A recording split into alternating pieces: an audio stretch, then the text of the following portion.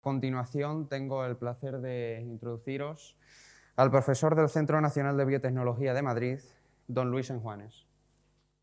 Bueno, pues yo os voy a hablar de la vacuna que estamos intentando hacer aquí.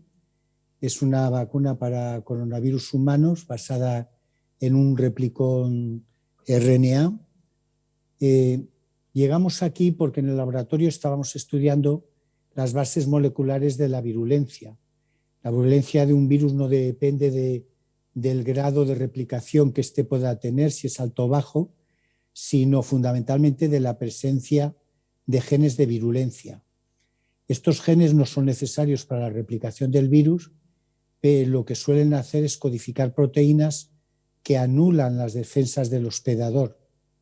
Por eso, cuando se eliminan, entonces el hospedador puede rechazar al virus, que ya es un virus atenuado, y un virus atenuado es en realidad un candidato a vacuna. Para poder hacer este trabajo necesitábamos dos herramientas. Primero, ser capaces de modificar la composición genética del virus, y eso no se podía hacer porque los coronavirus tienen un genoma RNA y la ingeniería genética, como sabéis todos, la hacemos con DNA. Luego había que obtener una copia cDNA del genoma RNA del virus. Eso lo conseguimos en el año 2000, creo que fuimos los primeros, y de esa manera podíamos ir eliminando uno a uno varios genes no esenciales para la replicación del virus, que por tanto podían estar implicados en su virulencia. La otra herramienta que necesitábamos era el desarrollo de un modelo animal, un ratoncito transgénico humanizado que fuera susceptible al coronavirus humano. Y esto se hizo en colaboración con los laboratorios de Stanley Perman y Paul McCrae, en el marco de un programa del NIH, financiado por el NIH, que hemos estado disfrutando durante muchos tiempos. Entonces, por simplificar la cosa, con el virus SARS-coronavirus, cuando empezamos estas pruebas, el que apareció en el año 2002, empezamos a quitar genes uno a uno. El primer gen que quitamos era el E. Esto fue una de la envuelta, que está en bajo número de copias, el virión. Esto fue un atrevimiento porque era un gen estructural. Y aunque tenía pocas copias en el virión, en las células infectadas, aquí veis una, con anticuerpos fluorescentes, podíamos ver que se expresaba en las células infectadas mucho antígeno. ¿Qué ocurrió cuando eliminamos el gene y con este virus deleccionado infectamos ratoncitos y analizamos la patología en pulmón de estos ratones infectados con el virus que no tenía el gene? A 4 y 6 días después de la infección, como veis, los alveolos están muy claros, los pulmones estos son muy funcionales. Sin embargo, si llevaba el virus, llevaba el gene, pues a 4 días había una infiltración extraordinaria y a 6, como podéis ver, los pulmones estaban encharcados y por eso este coronavirus era mortal para el hombre. Es decir, que la simple eliminación del gene daba lugar a un virus atenuado, por tanto, a un candidato a vacuna. Entonces dijimos, si este es el caso, vamos a inmunizar dos grupos de ratones. Uno que efectivamente lo inmunizaríamos con el virus que no tenía el gene, el delta E, y otro no lo inmunizaríamos como control. Y seguíamos la pérdida de peso. Si después de haberlo inmunizado y esperar 3 semanas a que se desarrollara la respuesta inmune, sometíamos a estos ratoncitos inmunizados o no inmunizados a un desafío letal en los que le administrábamos una dosis de 100.000 unidades infectivas y luego analizamos la pérdida de peso y la letalidad mirando la supervivencia.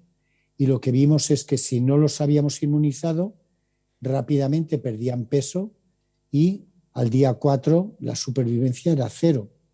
Sin embargo, si los habíamos inmunizado con el virus que le faltaba el gene, pues no perdían peso y la supervivencia era del 100%.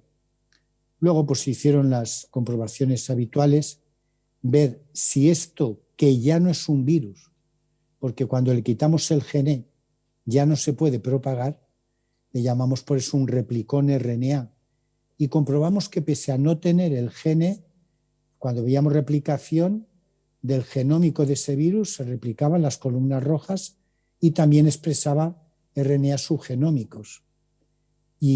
Pero sin embargo, cuando mirábamos cómo se diseminaba, el virus wild type, el negro, veis que da altos títulos de virus, más de 1 millón de partículas infectivas, pero el replicón RNA no lo podíamos ver ni a 3 ni a 6 días después de la infección. ¿Por qué? Porque no era competente en diseminación. Esto para nosotros era importantísimo porque no nos fiamos de los virus infectivos, porque los puedes atenuar, pero ellos siempre evolucionan y pueden generar un virus virulento. Y luego las delecciones las aumentamos aportando más seguridades, más señales de atenuación, y empezamos con la delección del gene, que fue esencial, pero luego deleccionamos 2, 4 o 5 genes, y con un virus en el que habíamos deleccionado estos 5 genes, ahora nos pasamos al MERS coronavirus, porque es un virus con una mortalidad del 37%, y en el virus que habíamos deleccionado 5 genes, incluyendo el E, pues comprobábamos también las columnas naranjas, que se replicaba perfectamente a 3 y 6 días, y también que transcribía RNAs mensajeros columnas naranjas. Esto era importante. Miramos a ver si esos mutantes de delección estaban atenuados, infectando grupos de ratones, y veíamos que si veíamos el daño que habíamos causado en los distintos grupos, si los habíamos infectado con el virus virulento, la columna negra, pues perdían peso rápidamente, y a día 8 todos los ratones habían muerto, supervivencia 0. Pero todos los grupos de ratones infectados con los mutantes de delección que habíamos quitado, el gene y algún otro, pues no perdían peso y supervivencia 100%, porque estaban atenuados.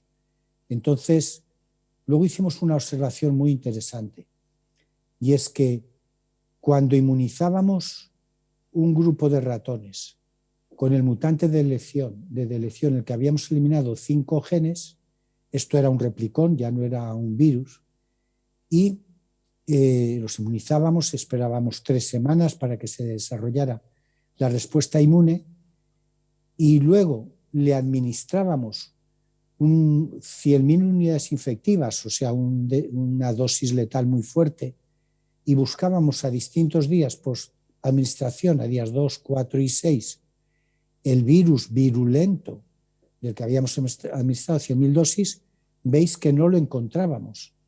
Esto quiere decir que los ratones inmunizados estaban muy bien protegidos porque las 100.000 dosis infectivas desaparecían. Esto es lo que se denomina inmunidad esterilizante, que quiere decir que los ratones inmunizados con una sola dosis no podían replicar el virus. Bueno, esto nos sirvió para desarrollar unos replicones RNA que llamamos, hacer 2 versiones. Uno está basada en la obtención de partículas análogas a virus-like particles, y el otro, hacer una vacuna químicamente definida. La primera está basada en los virus que les hemos quitado al menos la proteína E. Si infectamos una célula con el virus silvestre, esta célula en el citoplasma, en estas vesículas, produce partículas virales normales. Pero si le hemos quitado unas proteínas que antes manteníamos confidenciales, ahora ya lo tenemos patentado y publicado, también se producían estas partículas. Pero estas partículas no podían salir de la célula infectada. Eran virus-like particles que no se propagaban, lo cual lo hacía muy seguro. Lo bueno es que nosotros podíamos encapsidar en estas partículas estos replicones RNA, y podíamos incluso crecerlas añadiendo la proteína que habíamos quitado para que no se pudiera propagar. Esta, naturalmente, solo puede crecer el virus en la fábrica de vacunas, donde tenemos lo que llamamos una célula empaquetadora. Pero a las compañías la verdad es que les gustan más las formulaciones químicamente definidas. Una vacuna basada en dos componentes, el replicón RNA que os he descrito y un polímero catiónico que lo que hace es recubrir al RNA, que como sabéis es muy sensible a las RNasas, y que también al formar nanopartículas hace que el RNA facilita la internalización del RNA en las células y amplificar este RNA mensajero entre 1000 y 5000 veces.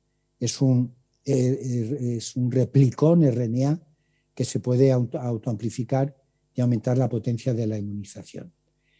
Bien, pues estos conocimientos los hemos aplicado luego posteriormente al SARS-CoV-2, para el que hemos obtenido un replicón RNA también, esto que lo encapsulamos en partículas análogas a virus. Esto nos costó, la verdad, mucho más trabajo del que esperamos, porque los genes que tuvimos que deleccionar para obtener un replicón RNA deficiente en propagación, que ya no fuese el virus, fueron bastante duros, la verdad. Aquí, al querer obtener una vacuna que fuese un producto seguro, lo que buscamos es introducir medidas de seguridad en puntos distales del genoma del virus. Y nos centramos en 3 puntos.